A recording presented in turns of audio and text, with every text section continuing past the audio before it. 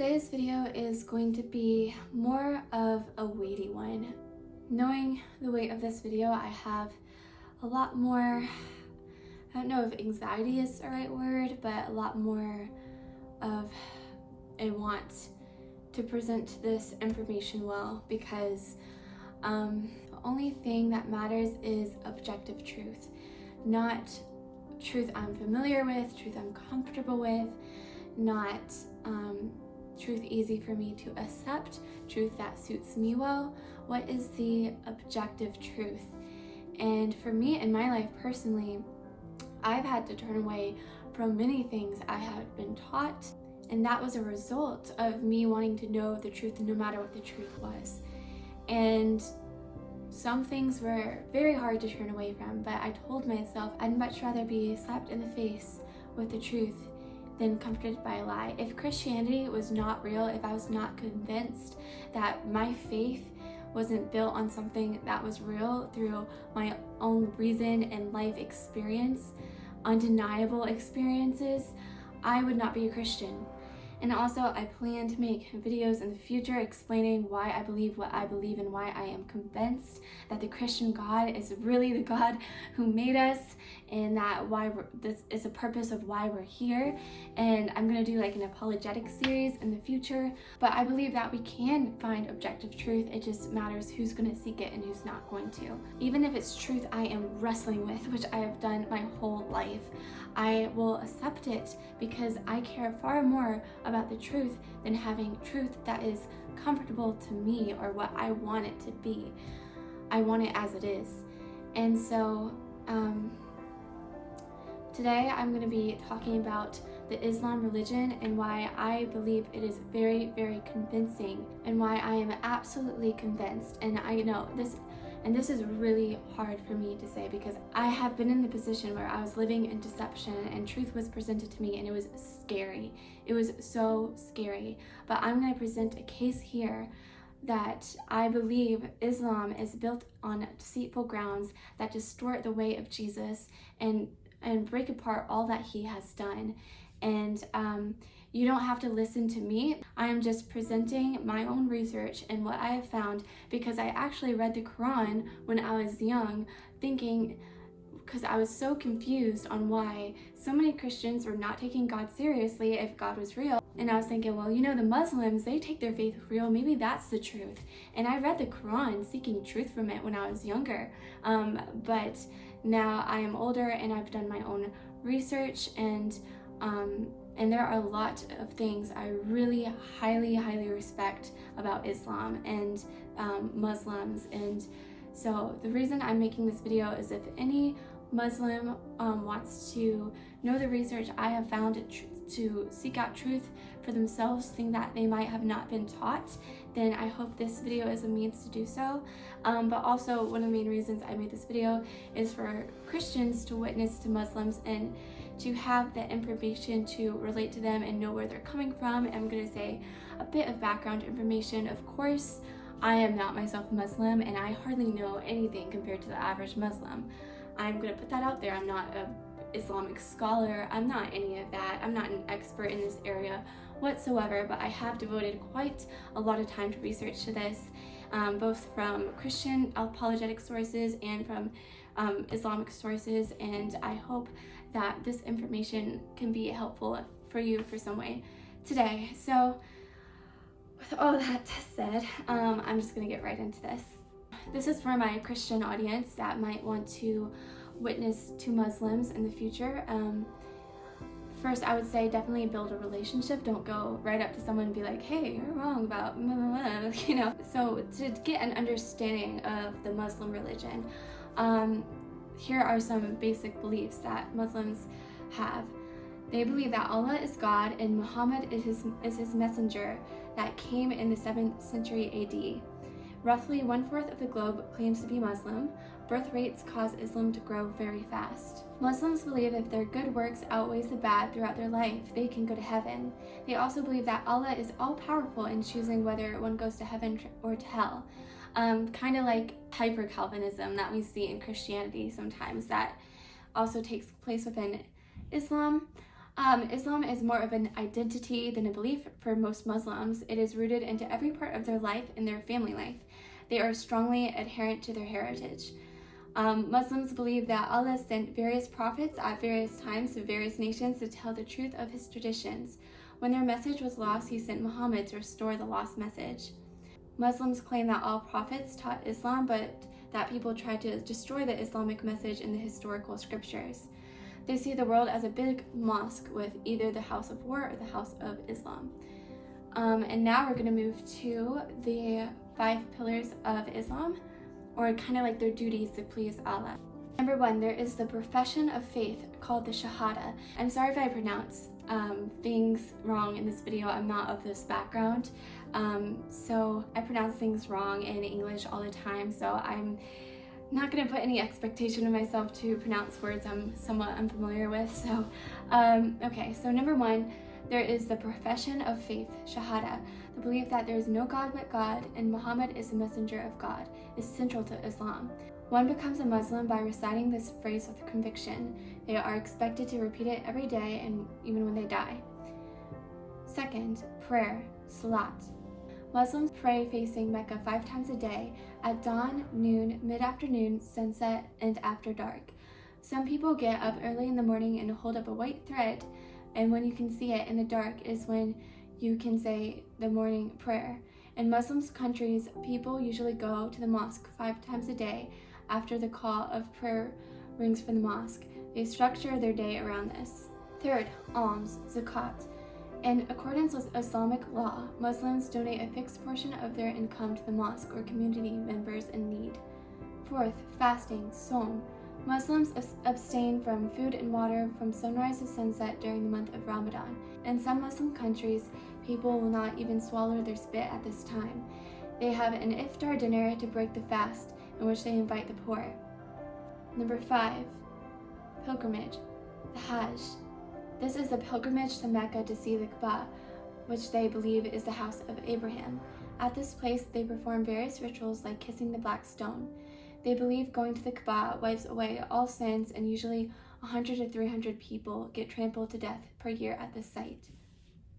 Also, along with the 5 pillars of Islam, there are the 6 articles of faith. 1, believe in Allah and that Allah is one. 2nd, believe in the angels of Allah. 3rd, believe in the divine books. 4th, the prophets of Allah and Muhammad is the supreme prophet. 5, believe in the day of judgment. The 6th one is to believe in the preordainment, Qadar, meaning that Allah controls everything.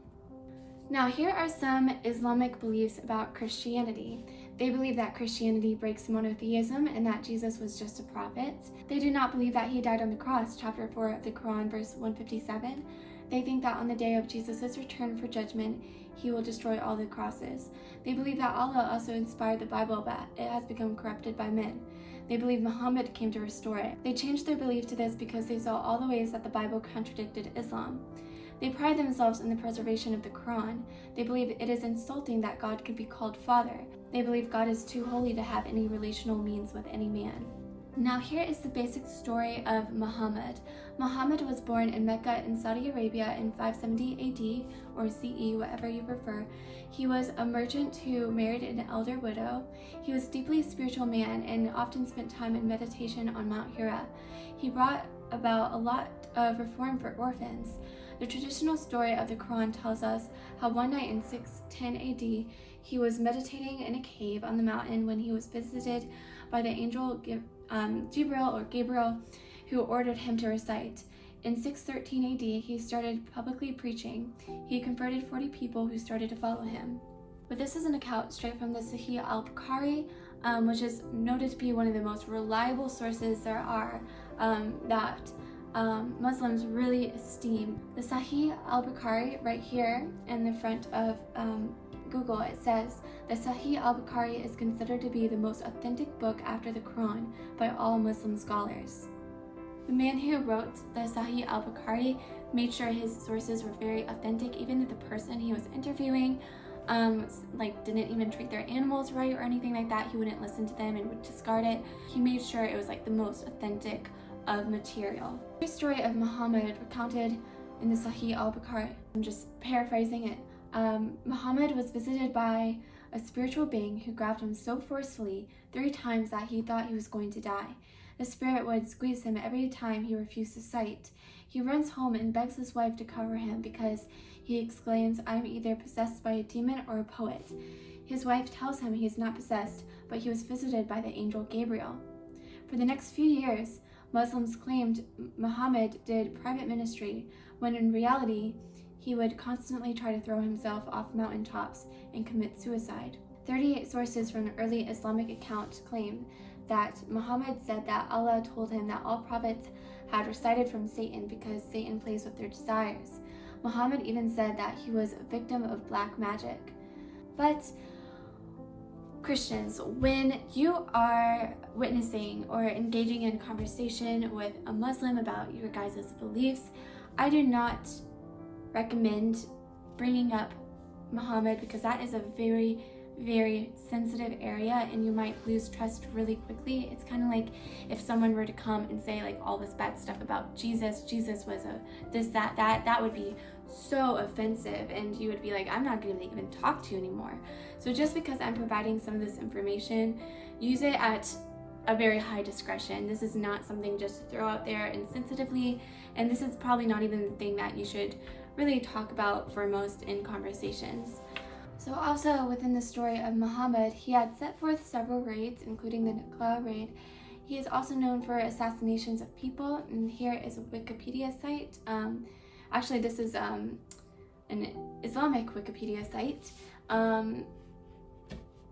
which lists all the killings that he had ordered. And there are some ugly details mentioned of Muhammad from some of the most reliable sources. After Muhammad's elder wife passed, he married a 6-year-old girl named Aisha.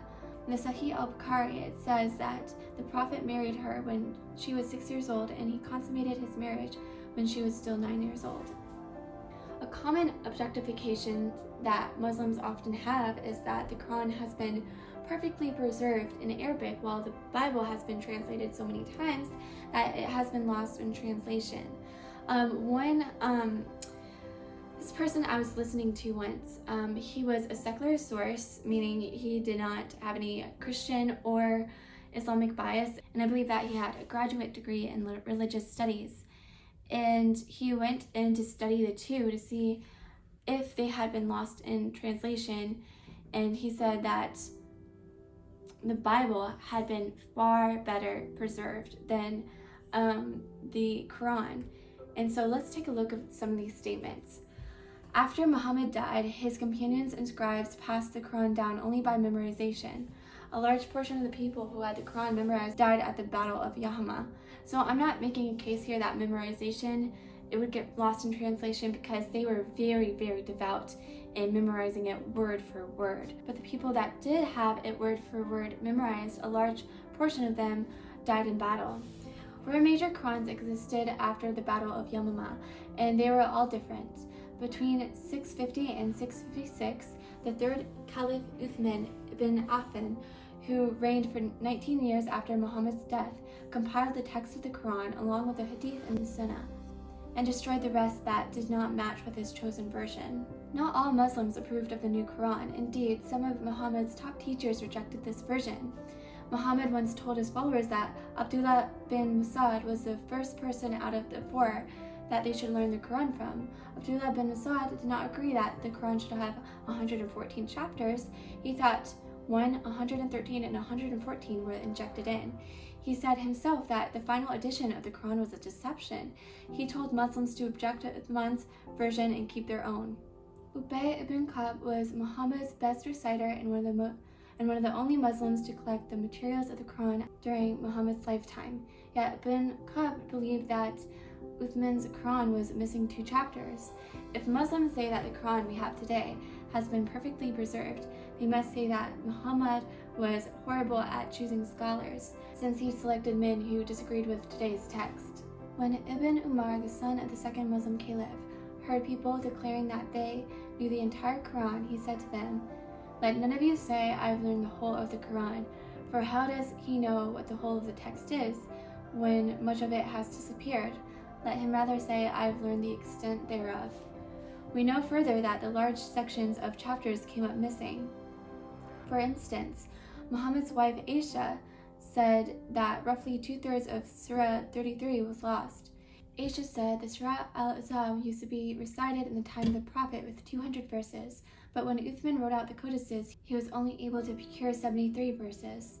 The doctrine of abnegation, meaning that the text can be replaced in the Quran for the sake of progressed revelation, adds a whole nother dimension to the issue of preservation. Over time, there was dozens and dozens, if not hundreds, of ways of reading the Quran. All of these different versions are called Qur'ans. In 1924, the first printed version of the Quran, which uses the Qur'an of Hafs on Asim, is most commonly used today. All other versions of the Quran are disappearing and will likely be eradicated completely in the future. When a Muslim looks at his Quran, he is looking at his 1924 version of the Quran. Needless to say, the Quran has not been perfectly preserved, but what about the Bible? Here is a paraphrase from David Wood, and I'm planning to make a whole separate video on this because there's so much content you can talk about in the preservation of the Bible. But David Wood says, "We have in our possession today over 5,500 Greek New Testament manuscripts in which we could reconstruct the entire New Testament. If we did not have any of those, we have 10,000 Latin manuscripts. If we did not have any of those, we have 8,000 Coptic Syriac manuscripts. If we did not have any of them, we have 63,000 quotations of the New Testament. All of these by themselves were enough to create an entire New Testament according to the time it was written from the multilingual disciples."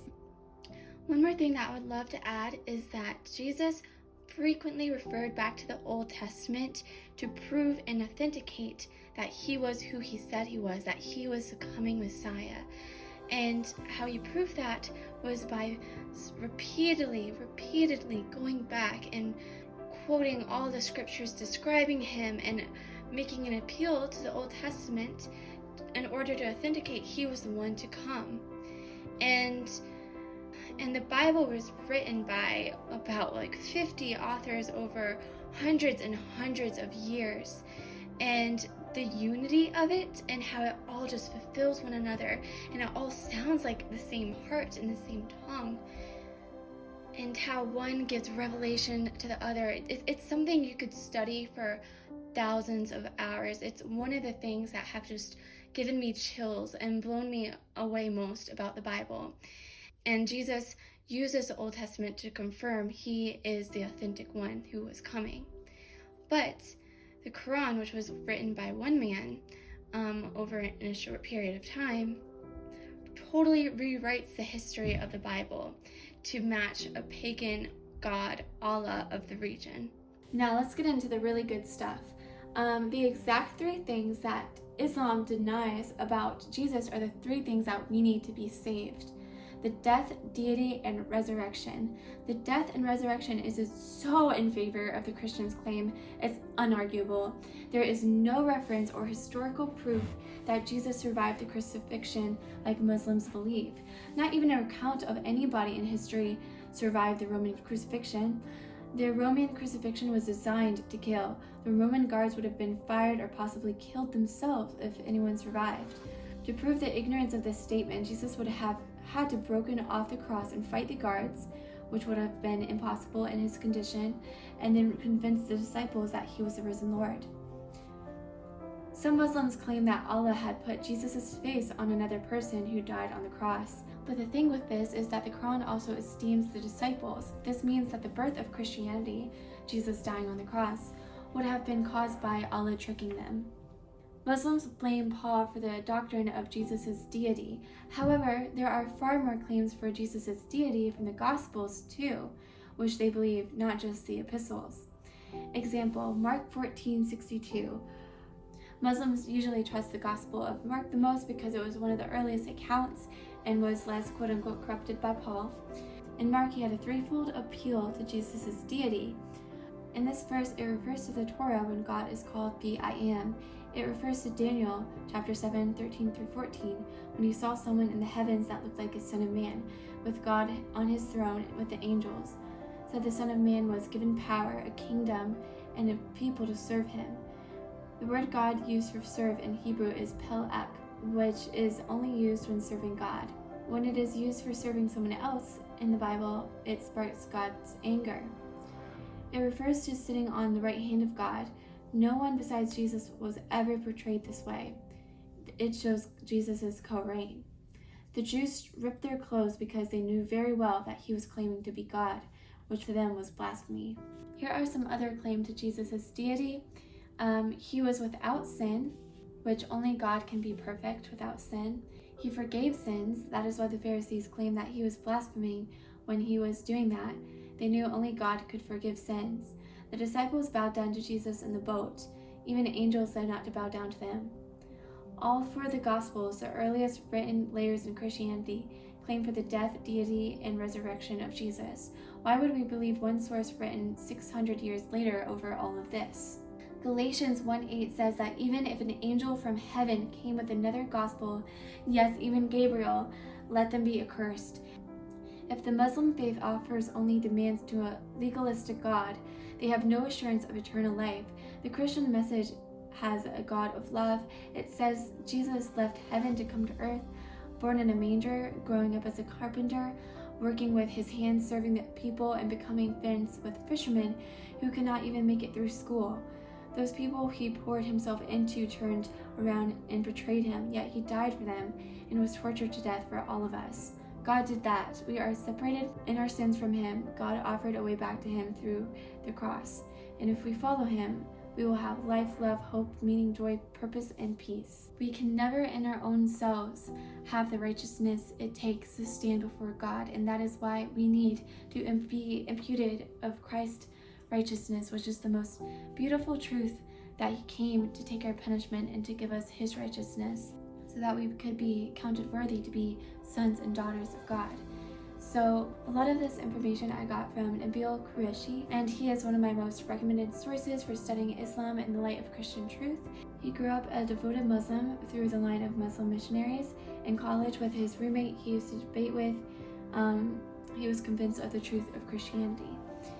He was an accomplished global speaker and held an MD from Eastern Virginia Medical School, an MA in Christian Apologetics from Biola University, an MA in Religion from Duke University, and an MPhil in Judaism and Christianity from Oxford University.